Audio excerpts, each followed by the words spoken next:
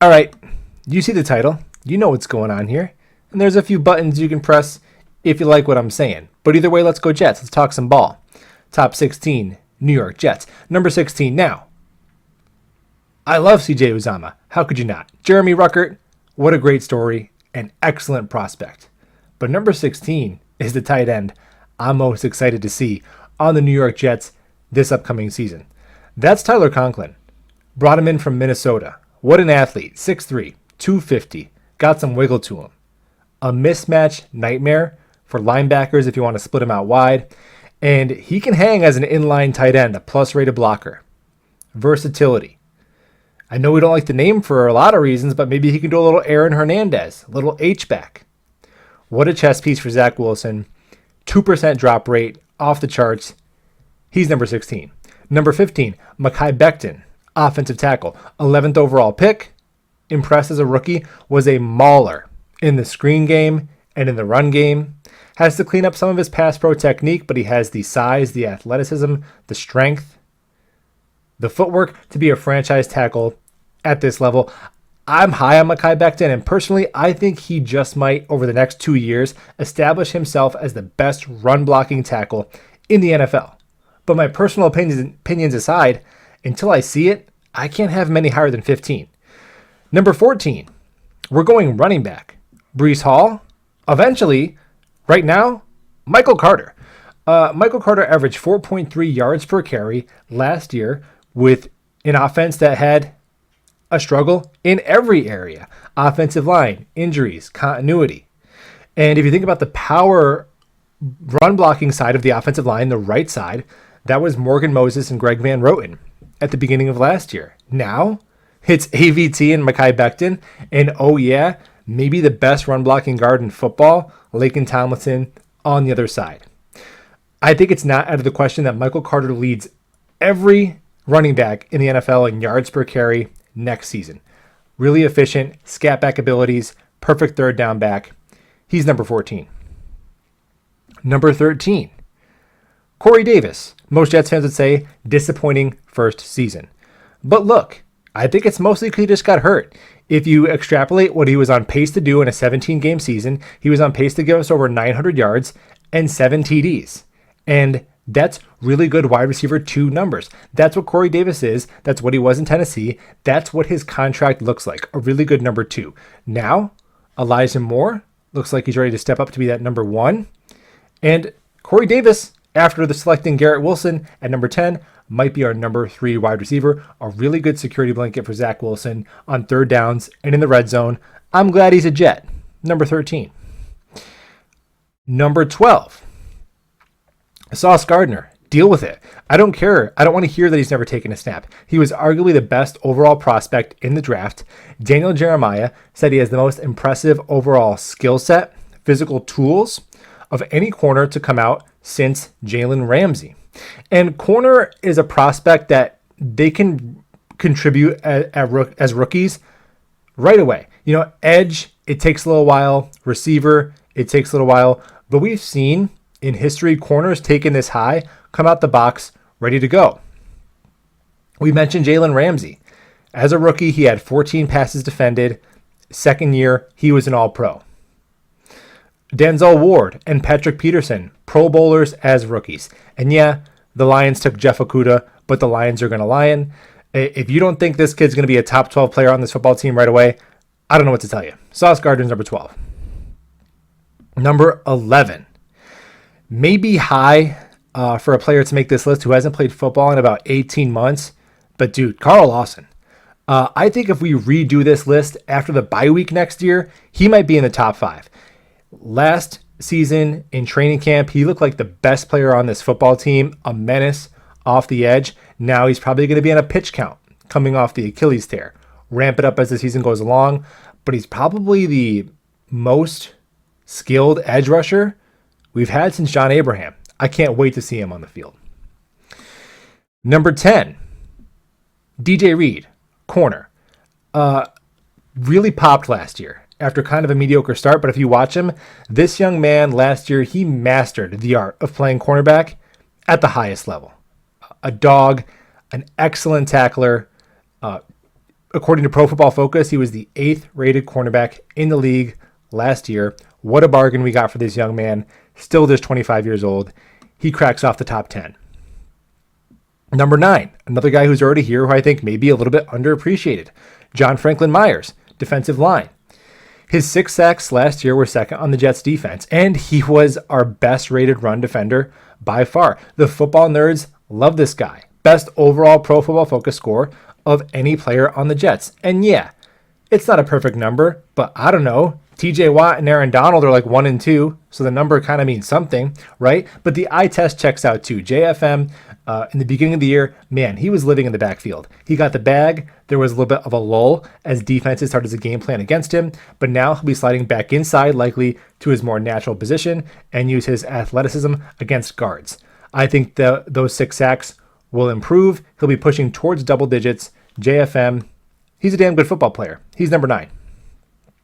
Number 8, Jordan Whitehead, safety we brought in from the Tampa Bay Buccaneers, a thumper and an enforcer, but he can play the slot a little bit too. And my favorite thing about him is I think he really helps us with matchups against running quarterbacks.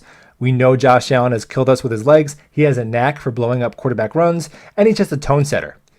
Jordan Whitehead, rock solid, strong safety. He's number 8. Number 7, Elijah Vera Tucker, guard. This dude's going to be a Pro Bowl guard. He just is. Mark it down. Next 2 years, he'll make a Pro Bowl. In the run game, really good last year. Pass pro, struggled at the beginning, slowly got better. Improved when we swapped out Van Rotten for LDT. When the overall offensive line improved, he improved as well. And although he gave up a lot of pressures, only 2 sacks to his name. Not bad. 5 penalties. You can live with that for a rookie. So the Jets might have the best guard tandem in the NFL next year. Not a crazy take. Number 6, Quinn Williams, defensive interior. I think he breaks out. He had an excellent 2020. Was very stout against the run. Analytics, the win rate, really high.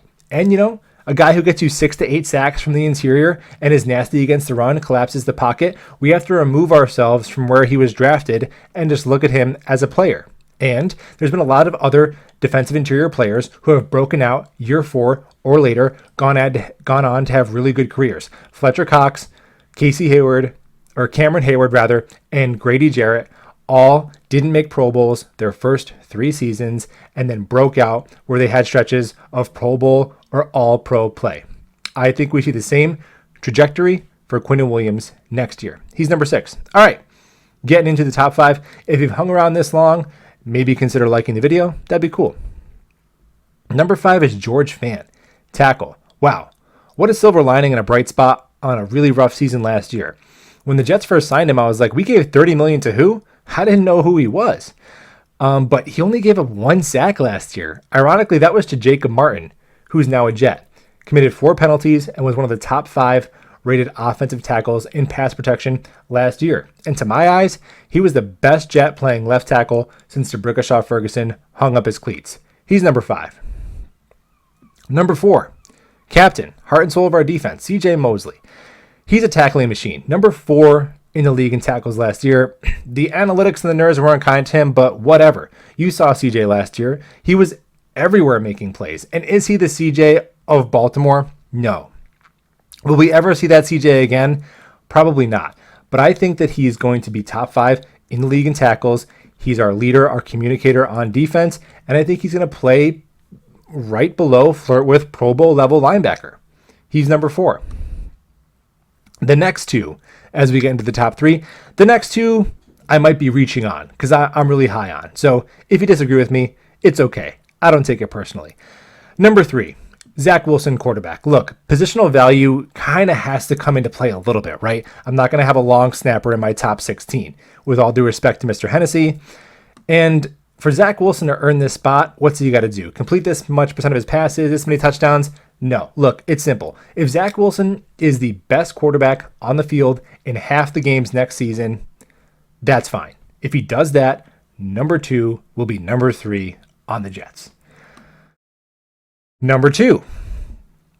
I'm projecting here a lot, but man, I love me some Elijah Moore, and I think he's the second best player on the New York Jets. Now, slow start to the year. And then he ended the year on IR. But in the middle, woo, there was a 6-game stretch where he averaged 77 yards a game, 0.83 touchdowns a game, which will make more sense in a second, and he caught 67% of his targets over that stretch.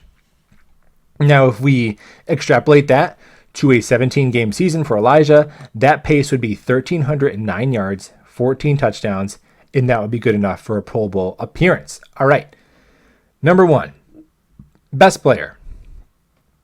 On the New York Jets, it's not sexy. It's not flashy. But I think guard Laken Tomlinson is the best player on the Jets as the roster sits right now. Pro Bowler last year, 30 years old, right towards the end of his prime, but still in his prime. We mentioned earlier, maybe the best run blocking guard in the NFL. If I had to bet money on one Jet to make the Pro Bowl next year, it's Laken Tomlinson. Why? Because he did it last year. And your best ability is availability. He is known as being an Iron Man. He's a leader. Love to have him here. All right. Those are the top 16 Jets. Don't tell me where we agree. That's boring. Tell me where we disagree. Who would you put on? Who would you take off? Now, let's talk about some guys who didn't make the list. Namely, probably the other rookies you're thinking about. I love Garrett Wilson, but as the list stands right now, I think at the beginning of the year, Elijah Moore and Corey Davis are going to be getting the majority of the targets at wide receiver, just like we saw Elijah start a little slow. Again, if I make this list after the bye week, next year, week 10, week 11, week 12, it probably looks a little bit different. Ditto that with Breece Hall. You don't take a running back that high if you don't expect him to be your running back 1 eventually. He's got the build to be a bell cow. I love that we traded up for him, but I got Michael Carter as running back 1 to open the season. I do. Jermaine Johnson, maybe the best value of any draft pick in the draft last year, but edge defenders, that's a position where it really takes a while for guys to pop in terms of like sack production. Usually it's number 3. So he'll be a plus run defender right away, get us a handful of sacks, but I'm just not expecting any of those 3 players to be top 15 on the Jets on opening day. Thank you for watching. All gas, no break.